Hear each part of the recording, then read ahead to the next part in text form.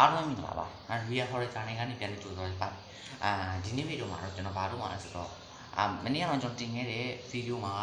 ကျွန်တော်ကိုယ်တိုင်ကြုံမှုတဲ့တင်ရင်ကိုကျွန်တော်ပြပြခဲ့တယ်ဖြစ်တဲ့အတွက်ကြောင့်မလို့တို့နေသိတယ်ဒါပေမဲ့ဒီနေ့မှာတော့ရီယာကိုယ်တိုင်မကြုံဘူးရီယာဒီနေ့ကဆက်ကျွန်တော်ရီယာလို့ခေါ်ပြီနော်ကျွန်တော်ဘယ်လိုလဲ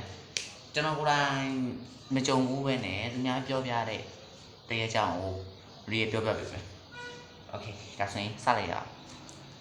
အဲ့ဒီကျွန်တော်နဲ့ခင်တဲ့အကူကြီးကကျွန်တော်တခုပြောပြတယ်ဗျာဘာပြောပြလဲဆိုတော့သူကတဲ့သူ့ရဲ့တမီလေးရတဲ့အယုတ်တရုတ်ကြောင်နဲ့သူဆွဲလန်းနေတယ်တဲ့အဲ့ဒါကျတော့ဘယ်လိုပြောရမလဲအရင်တော့သိမလားဟိုချက်ကီကိုပါတော့လေချက်ကီအဲ့ဒီချက်ကီဗျာချက်ကီတို့မျိုးအယုတ်ဒါပေမဲ့တော့ချက်ကီမဟုတ်တော့ရတော့ဘယ်လိုပြောမလဲကျွန်တော်တို့ကြွာတမီမခလီဆိုတယ်လေဘာဘီယုတ်လေသိမလားအဲ့ဒီဘာဘီယုတ်လေးနည်းနည်းကြီးရသူဟာအဲ့ဒါကိုပြောရတယ်အဲ့သူသမီးကအဲ့ဒီချက်ကီရုပ်ကိုသူကြိုက်နေတတ်တယ်ဗျာတနေ့မှသူသမီးသူကအဲ့ဒီချက်ကီရုပ်ကိုသူကငွေလက်ဆောင်ပေးလိုက်တယ်သူတို့စီတီမာမှာအဲ့ဒီချက်ကီရုပ်ကိုတွေ့တော့သူသမီးကလူရင်းနဲ့တော့ကြောင့်မလို့သူ့ဖေဝယ်ပြီးတော့တငွေလက်ဆောင်ပေးလိုက်တယ်အဲ့ဒါနဲ့ဇာတ်စပြီးတော့ဘာဖြစ်လို့လဲဆိုတော့အဲ့ဒီချက်ကီရုပ်သူတို့အိမ်နဲ့ဆောက်ရတဲ့နေတွေကသူတို့ရောင်းမှချစ်တယ်ဆိုတော့ခွေးဟာအဲ့ဒီချက်ကီရုပ်ကိုမြင်တာနဲ့ဟိုဥတယ်ဒါပေမဲ့ကျွန်တော်ကအလွယ်ခေါ်လို့ဟာဖြစ်လို့သူတို့ပေးတဲ့နာမည်မသိလို့ကျွန်တော်ချက်ကီပြောတာနော်သူတို့ချက်ကီမပါဘူးတိလားโอเคသူတို့ပေးထားတဲ့အဲ့ဒီကောင်မလေးသူ့ကိုပေးထားတာကဆိုဖီယာလို့ပေးထားတယ်ဆိုဖီယာပဲပြောရတော့မယ်ကျွန်တော်ဆိုဖီယာကိုအိမ်ကိုခေါ်လာတဲ့နေ့တည်းကအဲ့ဒီဆိုဖီယာတို့အိမ်မှာမွေးထားတဲ့ခွေးလေးသူ့နာမည်က Chof လို့ခေါ်တယ် GTA5 ကိုအဲ့ဒီကိုရတော့တအားကြိုက်တယ်ဗျာအဲ့ဒါကြတော့အဲ့ GTA5 တည်းကခွေးရဲ့နာမည်ပေးတာက Chof ဆိုပြီးတော့အဲ့ခွေးလေးကလည်းအဲ့ Chof ပုံစံမျိုးပဲဗျာအဲ့ဒါ तू ကအဲ့ Chof လေးကအဲ့ဒီခွေးအောင်ဖြစ်တယ်အဲ့ဒီရုပ်ပုံမြင်တာတော့ဥနေတယ်ဥတော့တနေ့ကျတော့အဲ့ဒီကိုရဲ့တော့တတိထားမိသွားတယ်ဗျာအဲ့ဒီ Chof ကဘာလို့ဒီဆိုဖီယာဦးနေရလဲပေါ့တွေးနေနေတနေ့ကတော့ကျွန်တော်ကဘယ်လိုလဲသူ့ရဲ့အဖေနဲ့ကျွန်တော်တို့ရဲ့ဦးလေးနဲ့ငယ်တငယ်ချင်းနေဖြစ်တဲ့အတွက်ကြောင့်မလို့အဲ့ဒီနေ့ကဖြစ်ချင်တော့ကျွန်တော်နဲ့ဘာလို့တော့ကြုံလာလဲဆိုတော့ကျွန်တော်ကို तू ကညအိတ်ထမင်းစားဖိတ်တယ်ညအိတ်တော့မဟုတ်ညဘက်ထမင်းစားဖိတ်တယ်ဗျာပြောမှဆိုတင်တာဗျာဒင်နာဖိတ်တယ်ဗျာကျွန်တော်ညသာစားဖို့ရှိတယ်တဲ့ဆိုပြီးတော့မှလာခိုင်းတယ်အဲ့ဒီနေ့ကဖြစ်ချင်တော့သူတို့သမီးလေးရဲ့မွေးနေ့သူ့သမီးညမယ်တော့ထပ်မပြောတော့လာရိုက်မှာဆိုလို့အဲ့ဒီသူ့သမီးလေးရဲ့မွေးနေ့ဆိုတော့သူကဘယ်လိုပြောမလဲမနက်ကမွေးနေ့လုပ်တယ်ကျွန်တော်တို့ကမနက်ကိုကျွန်တော်ကသွားပြီးတော့မှအမုန်းကျိတ်ပြီးပါတယ်ညနေကျတော့ကျွန်တော်တို့နဲ့ခင်လို့ဆိုကျွန်တော်ရဲ့ဦးလေးရဲ့ကျွန်တော်အမရဲ့သူ့ရဲ့အိမ်ကိုသွားတယ်ဗျာကျွန်တော်ဖေရဲ့မိတွေကအဲ့တုန်းကခီးသွားနေကြတယ်အဲ့ဒီကိုရဲ့ကျွန်တော်ရဲ့ဦးလေးရဲ့တငယ်ချင်းဘာလို့တငယ်ချင်းလဲဆိုတော့တငယ်ချင်းဆိုမှညီကိုနဲ့တော်တယ်ဘာလို့လဲဆိုအဲ့ဒီကိုရဲ့အဲ့ကိုကြီးမဟုတ်နော် sorry အဲ့အကိုရဲ့အဖေအဲ့ဒီကိုရဲ့အဖေမဟုတ်အဲ့ကိုရဲ့အဖိုးနဲ့ကျွန်တော်တို့ရဲ့အဖိုးနဲ့ညီကိုအရင်အဲ့လိုဆက်ပြီးတော့တော်တာအဲ့ဒီမှာကျွန်တော်အဲ့ကိုရဲ့ပြောပြတာသူကအသက်ကတော့25 26တော့ရှိမှထင်တယ်ကျွန်တော်ကိုပြောပြတာဘာလဲဆိုတော့ तू တဲ့အဲ့ဒီချက်ကီရုပ်ကတဲ့ तू ချက်ကီရုပ်မဟုတ်ဘူးချက်ကြီးကိုပဲဆွဲလန်းနေတာနော်ကျွန်တော်ကောင်းပါလိမ့်နဲ့မဟုတ်ဘူးနဲ့ချက်ကြီးကအဲ့ဒီချက်ကြီးကိုကျွန်တော်ဆွဲလန်းနေတယ်ဆိုတော့အဲ့ဒီဆိုဖီယာကိုပဲအဲ့ဒီကောင်းပါလိမ့်ဆွဲလန်းနေရဘယ်လိုမျိုးလဲဆိုတော့ထမင်းစားတဲ့အချိန်မှာဆိုဖီယာနဲ့အတူထမင်းစုစားတယ်တိုက်ကောင်းပါလိမ့်ထမင်းစားနေတဲ့အချိန်မှာဆိုဖီယာရဲ့ဖက်ဆက်တွေကိုဖွင့်သလိုလုပ်တယ်နောက်ပြီးတော့အဲ့ဒီဆိုဖီယာက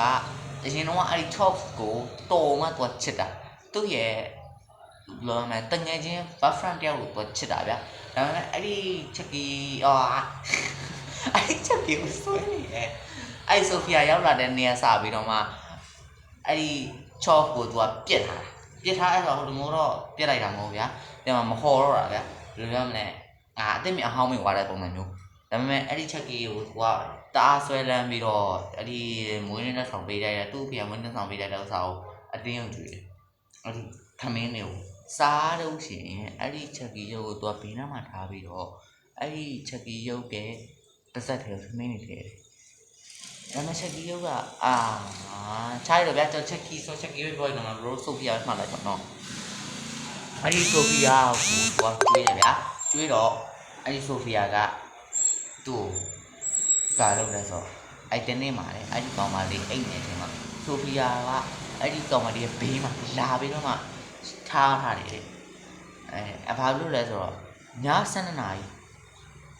ဘယ်လိုပြောမလဲအယုတ်တရားသူချစ်လူတီပြောတဲ့အနေထားရဆိုရှင်အယုတ်ည7 နာရီဆိုရှင်အတိုက်ဝင်ကြတယ်ဗျအတိုက်မဟုတ်နော်ကျွန်တော်လည်းဒီနေ့စကားလေးမှားတာဆိုအတော့ဝင်ကြတယ်ဗျသူတို့ချော့လူကြီးတွေပြောကြတာရှိတယ်ဘရိုလက်ကြောင်းမှာပါအဲ့လိုမျိုးအတော့ဝင်ကြတယ်ဆိုပြီးတော့မှပြောကြတယ်ဒါပေမဲ့ကျွန်တော်ကတော့လူငယ်ဆိုတော့တင်ပါမယုံအဲ့ကိုပြောစကားလည်းမယုံအဲ့ကိုလည်းမယုံသူကလည်းလူငယ်ပဲဆိုတော့မယုံတော့ဒါပေမဲ့တနေ့ကျတော့သူတို့အိမ်မှာဘာလို့ပြောလဲဆိုတော့အဲ့တနေ့ကျတော့တဲ့သူတို့အိမ်မှာတဲ့သူ့ရဲ့ဘယ်လိုမလဲဆွေမျိုးသားချင်းတော့မဟုတ်ဗျာဆွေမျိုးသားချင်းအဲ့ဘယ်လိုမပြောတတ်တော့ဗျာအမျိုးမကင်းပေါ့အဲ့လိုပြောလိုက်တော့မယ်အမျိုးမကင်းကသူ့အိမ်ကိုလာပြီးတော့မှတညလာလိုက်တယ်အဲ့ဒီအချိန်ကနေပြီးတော့မှချက်ကြီးကဆိုဖီယာကဇလန်းစတယ်ဘာလဲဆိုတော့အဲ့ဒီအမျိုးမကင်းရဲ့အဲ့နေတဲ့နားမှာတဲ့ဆိုဖီယာကအများကြီးခံကြည့်နေလို့ပြောတယ်ဘာဖြစ်လို့လဲဆိုတော့အဲ့ဒီကောင်မလေးနဲ့အဲ့အမျိုးမကင်းဆိုတဲ့ဘဲကြီးနဲ့တော့ဘယ်လိုပြောမလဲနည်းနည်းတော့တွေ့ရတော့ဆမှုရှိရဗျာအဲ့လိုမျိုးသူကအဲ့ဒီကောင်မလေးနဲ့အတူအိတ်တယ်အတူလည်းတော့မဟုတ်ဘူးဟိုဘက် channel ဒီဘက် channel ဗျာအဲ့ဒီဆိုဖီယာကအဲ့ဒီဟိုကောင်မလေး channel နဲ့မှာဆိုဖီယာကိုထည့်ထားတယ်မြင်လားအဲ့ဒီမှာဇနန်းစပါတယ်ဘာလဲဆိုတော့ဆိုဖီယာကအဲ့ဒီအမျိုးမကင်းဆိုတဲ့ဘဲကြီးကညဘက်ဆိုတော့သူကမအိပ်သေးဘူးဗျာမီးပြက်နေတဲ့အချိန်ဆိုတော့သူကထိုင်နေတဲ့အချိန်မှာဆိုဖီယာရဲ့မျက်လုံးတွေကည7 နာရီမှာတဲ့ပြူးကျဲလာတယ်တဲ့အယုတ်တရုတ်ကတဲ့ပြူးကျဲလာတာလုံးဝဖြစ်တင်နေတယ်ဆိုပြောတာအဲ့ဒါသူကသူ့အမျိုးမကင်းပြောပြတဲ့အချိန်မှာသူ့သမီးကသူကယူပါတယ်လို့ပြောပါတယ်ဆိုပြီးတော့အဲ့ဒီအမျိုးမကင်းနဲ့ပြဿနာတက်ကြပါလေဘာလို့ပြဿနာတက်လဲဆိုတော့ဘာဖြစ်လဲညမြက်တယ်ဆိုပြီးပြဿနာတက်ကြအဲ့ဒါကြတော့အဲ့ဒီတနေ့ကျတော့အဲ့ဒီကိုကြီးရုံသွားတဲ့နေ့ရှိတယ်ဘာနေ့လဲဆိုတော့ချော့ကိုအဲ့ဒီအယုတ်ကမောင်းထုတ်လိုက်တယ်နေ့ဘာလဲဆိုတော့အဲ့ဒီအယုတ်ကိုချော့ကကြည့်နေတဲ့အချိန်မှာချော့ကအဲ့ဒီအချိန်မှာနာကျင်တော့អော်တဲ့အတန်မျိုးနဲ့ဥပြီးတော့អော်တယ်အဲ့ဒီအချိန်မှာအဲ့ဒီအယုတ်ကသူတို့ CCTV နဲ့ကြည့်နေတာဗျာ CCTV နဲ့ကြည့်နေတဲ့အချိန်မှာည7 နာရီညတကောင်အောင်ကြီးအဲ့ဒီအချိန်မှာဘာလဲဆိုတော့ဒီချော့ကအဲ့ဒီအစုံကြည့်နေတဲ့အချိန်မှာသူဘယ်လိုပြောမလဲထွက်ပြေးသွားတယ်ကျွန်တော်တို့ဟိုခွေးတွေပါတယ်ဗျာဒုံးနဲ့သူလှမ်းရွယ်လိုက်တာတို့ဂိမ်းနဲ့လူလှမ်းရွယ်လိုက်တာတို့ဒီနဲ့လူလှမ်းပတ်ဖို့ရွယ်လိုက်တာတို့ဘာလို့ဆိုရှင်ခွေးထွက်ပြေးသွားတယ်တင်မလားရိုးလုံးဝထမှာလေကျွန်တော်လုပ်ပြီးအဲ့လိုထွက်ပြေးသွားတယ်ဗျာဘရိုသိမှာအဲ့လိုထွက်ပြေးသွားတယ်တဲ့ဒါမှမဟုတ်အဲ့ချော့ကဘယ်တော့မှလာတော့ဘယ်လိုပျောက်သွားမှာလဲမသိတော့တနေ့ကျတော့အဲ့ဒီကိုရဒီအယုတ်ကိုသူကမတင်ငါတော့နဲ့အနေနဲ့ဆရာတွေဘာတွေခေါ်ပြီးတော့မှအဲ့ဒီအယုတ်ကိုဘယ်လိုပြောမလဲမြန်မာလိုပြောရမယ်ဆိုရှင်ဗျာပရိရွတ်လိုက်တာပေါ့ဗျာတရားနာလိုက်တာအဲ့လိုမျိုးဒီမြန်မာလိုပြောတာနော်ကျွန်တော်အဲ့လိုမျိုးတရားနာလိုက်တယ်ဗျာအဲ့နေကစပြီးတော့မှအဲ့ဒီအယုတ်ကသူတို့ဒုက္ခမပေးတော့ဘူးဆိုပြောတယ်ဒါပေမဲ့အဲ့ဒီကိုပြောကြရဆိုရင်အဲ့ဒီအယုတ်ရောက်လာတဲ့နေနေကစပြီးတော့6ကလည်းအချိန်ကြီးမမှန်ဘူးဘယ်လိုမျိုးလဲဆိုတော့အရင်တော့မဟုတ်ချော့ဖရက်ဆိုတာသူ့သမီးကလုံးဝခေါက်တီးပုံစံမျိုးဖြစ်သွားပြီးတော့အဲ့ဒီချော့ကိုလုံးဝပြစ်ထားတယ်နောက်ပြီးတော့အဲ့ဒီဆိုဖီယာကိုထမင်းစားတဲ့အချိန်မှာသူစားနေတဲ့ထမင်းတွေကိုခွန့်တယ်အဲ့ဒီချော့နဲ့ဆိုဖီယာနဲ့ကဂျန်သူလိုဖြစ်သွားခဲ့တယ်ဒါပေမဲ့အဲ့ဒီကောင်မလေးနဲ့ချော့နဲ့ကဆိုဖီယာရောက်လာတဲ့နေရာစပြီးတော့ပြောင်းလဲသွားခဲ့တယ်ဒါပေမဲ့အဲ့နှစ်ခုလည်းမဟုတ်ပါဘူးဘာလဲဆိုတော့အိမ်မှာပုံမှန်မရှိတော့ဘူးတဲ့သူပြောတာဘာလဲဆိုတော့ဘာပုံမှန်မရှိရလဲဆိုတော့တနေ့နေ့ကြလို့ရှိရင်အော်တန်နေကြတဲ့ရီတန်နေကြတယ်တဲ့သူ့သမီးကရီနေတာလားဆိုတော့မဟုတ်ဘူးတဲ့မိန်းကလေးတယောက်ကရီချင်နေကြတယ်တဲ့ဒါပေမဲ့အဲ့ဒီအရာတွေပြောပြကျွန်တော်တော့ပြောပြရဗျာဒါပေမဲ့အဲ့ကောင်မလေးတော့မပြောပြဘူးသူမျိုးတော့မပြောပြဘူးအဲ့ဒီမျိုးနောက်ပြီးတော့မှဒီလမ်းဘေးကခွေးတွေကလည်းသူတို့အိမ်ကြီးပြီးများဥတယ် အဲ့ဒီ3ချက်ထဲနဲ့ဆိုဖီယာရောက်တဲ့အချိန်ကြီးကစားပြီးတယ်မဟုတ်သေးဘူးဘာလဲဆိုတော့အဲ့ဒီမျိုးမကင်းကိစ္စ၄ချက်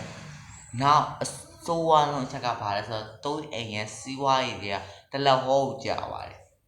အဲ့ဒီကိုရတော့ delivery ဗျာ delivery ဆိုတော့ပတ်စံရမယ်ဗျာဒါပေမဲ့အဲ့ဒီရုပ်ရောက်လာတဲ့နေရာစပြီးတော့သူ့ရဲ့ delivery က order တွေကဘယ်လိုလဲသူများရှိပါဝါတာရှိတယ်တချို့ order တွေဆိုသူရှိကလေလေကွာပြီးတော့ပတ်စံတွေအများကြီးတို့ရင်းထားတာတွေကုန်သွားတယ်ပဲပြောချင်တာကအဲ့ဒီလိုမျိုးကျွန်တော်ဟိုသူကပြောပြတယ်အဲ့ဒီကိုရလဲသူကအဲ့ဒီဟိုဆရာပြင်ပြီးတော့မှဖတ်ပြီးတော့အဲ့ဒီရုပ်ကိုသူကအမှန်တကယ်ပြချလိုက်တဲ့နေရာစပြီးတော့သူတို့အိမ်မှာပုံမှန်တိုင်းပဲဖြစ်သွားတယ် chalk လေးကလည်းအဲ့ဒီမှာဘလိုဝမ်းဘလိုပြန်လာမှန်းအောင်မသိဘူးလို့ပြောတယ်ဒါပါပဲကျွန်တော် Via Horror Channel မှာဒါပဲပြောတာပါဒါကတော့ကျွန်တော်ကိုယ်တိုင်ကြုံနေတဲ့တရားကျွန်တော်မဟုတ်သူများပြောပြလို့သိတယ်သူတကယ်ပြောပြတာပြောပြလာတော့သူပဲသိတယ်ဒါပေမဲ့အဲ့ဆိုဖီယာတို့ကျွန်တော်တကယ်အပြင်မှာတွေ့ပြီလေဗျာโอเคဒါဆိုရင်နားလိုက်အောင်နောက်ဗီဒီယိုမှာပြန်တွေ့ကြမယ် subscribe လေးနဲ့ like လေးကိုတယောက်ဆက်လောက်နှိပ်ပေးပါဦးလို့ကျွန်တော်တောင်းဆိုချင်ပါတယ် Via Horror Channel မှာဒီလိုမျိုးတဲ့အကြောင်းတွေမဟုတ်ဘဲနဲ့တရားပုံမြင်နေလည်းလာဖို့ရှိပါတယ်ဘယ်လိုပြောမလဲ real နဲ့ဒါတိုက်တက်ကြီးအဲ့လိုမျိုးလာဖို့ရှိပါတယ်ကျွန်တော်ကအဲ့ဒီအချိန်မှာဆိုရင်ကျွန်တော် real horror channel ဆိုတော့ horror channel ကိုဖြုတ်ပြီးတော့ကျွန်တော်ရဲ့နာမည်ကို real လို့ပြောင်းပြီးတော့မှပေးမှဖြစ်ပါတယ်ဒါဆိုရင်ဒီလိုလေးကို